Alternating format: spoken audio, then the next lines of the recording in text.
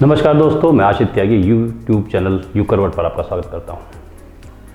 दोस्तों, खबरों के पोस्टमार्टम में आज हम 3 बड़ी घटनाओं पर बात करेंगे।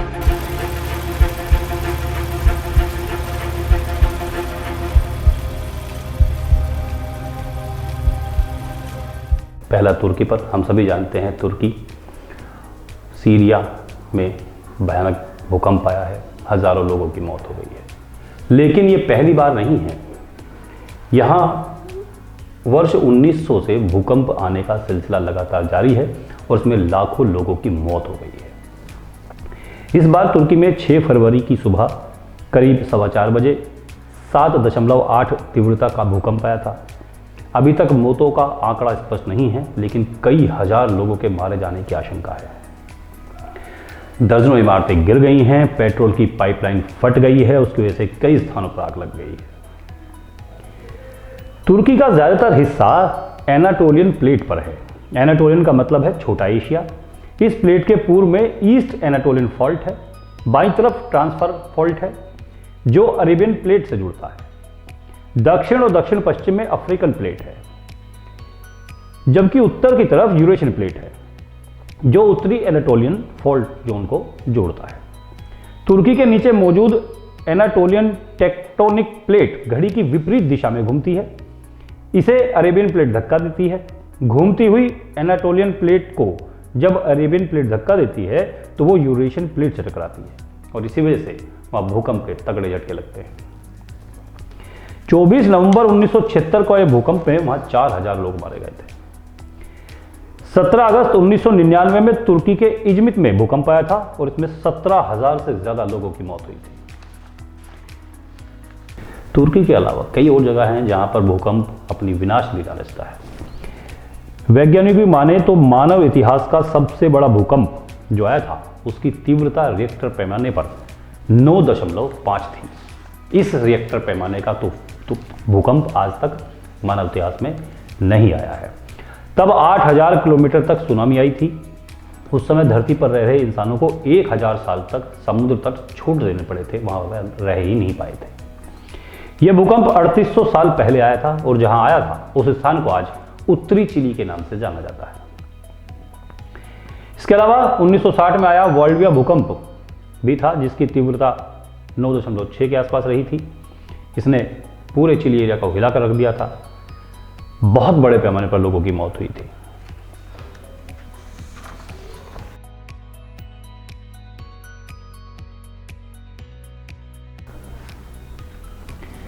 दोस्तों, अब एक राजनीतिक घटनाक्रम के बारे में बात करता हूं। देश में हमारा संसद में सत्र चल रहा है, बजट सत्र चल रहा है। इसके धन्यवाद प्रस्ताव पर चर्चा हुई। चर्चा के दौरान कांग्रेस नेता राहुल गांधी ने अपनी भारत जोड़ो यात्रा का जिक्र किया। उन्होंने महंगाई, बेरोजगारी, अग्निवीर योजना, गरीबी और अडानी के मुद्दे पर केंद्र सरकार पर निशाना साधा। राहुल गांधी ने बताया कि उन्हें भारत जोड़ो यात्रा के दौरान सेना के अफसरों और पूर्व सैनिकों ने बताया है कि अग्निवीर योजना सेना की नहीं है, इसे सेना पर थोपा गया है। ये पूरी जो योजना बनाई गई है आरएसएस की सोच पर बनाई गई है, उसी के आइडिया पर है। इतना ही नहीं, राहुल गांधी ने आरोप लगाया कि पीएम मोदी के विदेश दौरों में अडानी को फायदा दिलाया जाता है। राहुल गांधी ने कहा कि यात्रा के दौरान जनता से बात करने का मौका मिला, उनकी समस्याएं जानने का मौका मिला। उन्होंने कहा कि अभी आपने अग्निवीर योजना की तारीफ की है। बेरोजगार युवा जो सेना में भर्ती के लिए सुबह 4 बजे सड़कों पर दौड़ लगाता है, वो इससे सहमत नहीं है। इन लोगों का कहना है कि हमें 4 साल के बाद सेना से बाहर निकल दिया जाएगा, तब हम करेंगे क्या। राहुल गांधी ने कहा कि आज देश में किसी भी सड़क पर चलो, पूछो कि किसने बनाई है, जवाब मिलता है अडानी नाम का। हिमाचल का सेब भी अडानी का बताया जाता है। देश जानना चाहता है कि अडानी का प्रधानमंत्री से रिश्ता क्या है। उन्होंने पीएम मोदी की एक पुरानी तस्वीर निकाली, जिसे लेकर सत्ताधारी सांसदों ने हंगामा किया। स्पीकर ओम बिरला ने राहुल गांधी को टोका और पोस्टरबाजी नहीं करने को कहा। यहां राहुल गांधी ने सवाल उठाया कि अडानी 2014 में 609वें नंबर पर थे, इतने कम समय में दूसरे नंबर पर पहुंच गए, ये जादू कैसे हुआ। दोस्तों, दिल्ली में मेयर का चुनाव तो नहीं हो पाया, लेकिन नगर निगम की सत्ता पर काबिज होने के लिए सड़क पर संग्राम जरूर हो रहा है। सदन में मतदान तीसरी बार टल गया है और इस बार दिल्ली के मेयर को लेकर राजधानी की सड़कों पर घमासान मचा हुआ है। आम आदमी पार्टी और भारतीय जनता पार्टी एक दूसरे पर चुनाव टलने का ठीकरा फोड़ रही हैं। भारतीय जनता पार्टी ने आम आदमी पार्टी के कार्यालय पर प्रदर्शन किया तो आम आदमी पार्टी के कार्यकर्ताओं ने भाजपा कार्यालय पर धरना दिया। दोनों पार्टियां एक दूसरे पर आरोप लगा रही हैं कि उसी की वजह से सदन में बार बार मेयर का चुनाव टल रहा है। भाजपा कार्यकर्ताओं ने हाथ में बैनर लेकर रखे थे जिन पर लिखा था, नगर निगम हो या विधानसभा, आम आदमी पार्टी कर रही है हंगामा हंगामा हंगामा।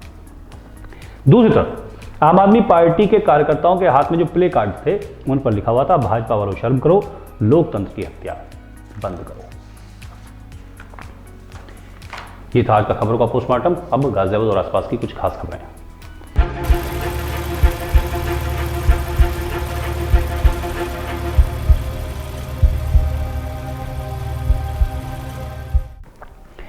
बच्चे को जान से मारने की धमकी देकर पड़ोसी से रंगदारी मांगने का मामला सामने आया है।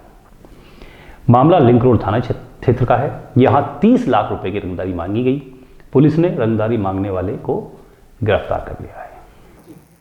31 तारीख की रात को वादी जो हमारे मुकदमे 1 तारीख को जो मुकदमा लिखा गया था लिंक रोड पे, उसमें वादी ने बताया था कि 31 तारीख की रात को उनको रात में करीबन 10:30 बजे एक कॉल आया था जिसमें उनके बच्चे की सलामती की हवाला देते हुए कहा था कि 30 लाख रुपए तैयार रख लो वरना तुम्हारे बच्चे को मैं हार्म कर दूंगा। उसके बाद से हमने इस पर मुकदमा लिखा था और टीम्स लगाई गई थी इसके लिए। जिस नंबर से कॉल आया था उसको भी ट्रेस किया गया, काफ़ी सारे CCTV फुटेजेस खंगाले गए। आज फाइनली 7 तारीख को एक अपराधी को इस किश्वर कुमार नायक को गिरफ्तार कर लिया गया है थाना लिंक रोड द्वारा, और जिस फ़ोन का इस्तेमाल करके इसने कॉल किया था वो फ़ोन भी उन्होंने बरामद कर लिया। दौलत का गुरूर सिर चढ़ा तो मंजिल हवालात मिली। मामला इंदिरापुरम थाने का है। यहां होटल रॉयल पार्क में कैसीनो चलाया जा रहा था। सूचना मिलने पर पुलिस ने छापा मारा। वहां जुआ खेल रहे 25 लोग गिरफ्तार किए गए। सोमवार की रात इंदिरापुरम थाना पुलिस को सूचना मिली थी कि होटल रॉयल पार्क में कैसीनो चलाया जा रहा है।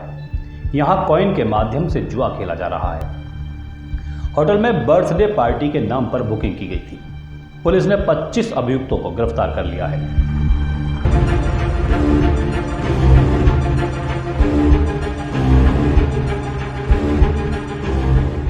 जुआ खिलाने वाले नवीन राणा, अशोक वर्मा, होटल के मालिक शेखर यादव और जुआ संचालक विकास खरबंदा फरार हो चुके हैं। पुलिस ने 1 लाख से अधिक की रकम भी बरामद की है। ब्यूरो रिपोर्ट, यू करवट। राष्ट्रीय लोकदल ने किसान संदेश यात्रा अभियान चला रखा है। इसी के तहत गाजियाबाद कलेक्ट्रेट का रालोद कार्यकर्ताओं ने घेराव किया। रालोद का आरोप है कि गन्ने का वर्तमान सत्र शुरू हुए 3 महीने से ज्यादा बीत चुके हैं मगर अभी तक गन्ने का मूल्य घोषित नहीं किया गया है। इन लोगों ने 27 फरवरी को एक बड़े आंदोलन की चेतावनी दी है। किसानों की समस्याओं को लेकर राष्ट्रीय लोकदल किसान संदेश अभियान चला रहा है।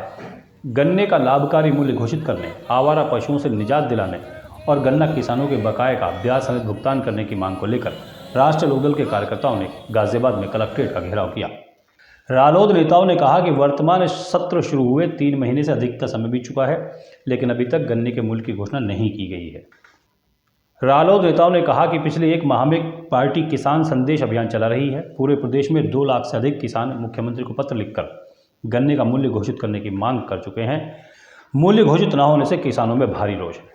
राष्ट्रीय लोकदल ने चेतावनी दी है कि 27 फरवरी को प्रदेश भर में सभी मंडलों पर सरकार के खिलाफ सड़क पर उतरकर विशाल आंदोलन किया जाएगा। ब्यूरो रिपोर्ट, यू करवट। एलिवेटेड रोड पर रील बनाकर दूसरों की जान संकट में डालने के मामले रुक नहीं रहे हैं। अब की बार 3 गाड़ियों में सवार 10 लोग एलिवेटेड रोड पहुंचे और केक काटा। पुलिस ने सभी 10 के 10 आरोपियों को गिरफ्तार कर लिया है। भारतीय किसान संगठन एकता ने DLF tech private limited company पर आरोप लगाया है। आरोप में कहा गया है कि कंपनी ने बिजली घर की जमीन पर कब्जा कर लिया है। किसान संगठन के पदाधिकारियों ने पुलिस कमिश्नर को इस संबंध में ज्ञापन भी दिया। भारतीय किसान संगठन एकता ने अपनी मांगों को लेकर पुलिस आयुक्त और DM के नाम अलग अलग ज्ञापन दिए। संगठन ने पुलिस कमिश्नर को दिए ज्ञापन में आरोप लगाया कि किसान DLF टेक प्राइवेट लिमिटेड द्वारा बिजली घर की सरकारी जमीन पर कब्जा किया जा रहा है। अगर जांच की जाए तो कंपनी के पास कब्जा की जमीन मिलेगी। हाल ही में यूपी सीडा के अधिकारी जांच के लिए पहुंचे थे। उन्होंने पुलिस घर की जमीन नापी मगर कंपनी द्वारा कब्जा की जमीन की जांच नहीं की, जिसका विरोध किया गया। संगठन ने पुलिस आयुक्त से मांग की है कि सही प्रकार से जांच की जाए। ब्यूरो रिपोर्ट, यू करवट।